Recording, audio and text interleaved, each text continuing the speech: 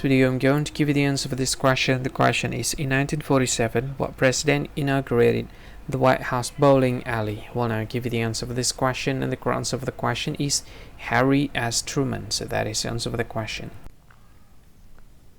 Hi, thank you so much for watching this video.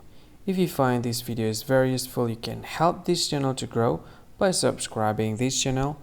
Please this subscribe button and don't forget to like this video. And if you find this video is not really good, or you don't really like this video, or you kind of feel that it's a little bit offensive or something like that, you can click this one, dislike button. You can do that anyway.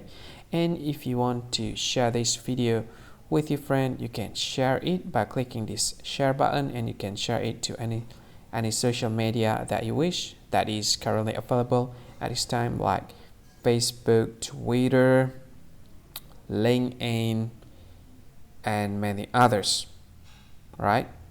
And if you want to add this video to your playlist, you can click this one. You can watch this video later, and you can find more options by clicking these three dots.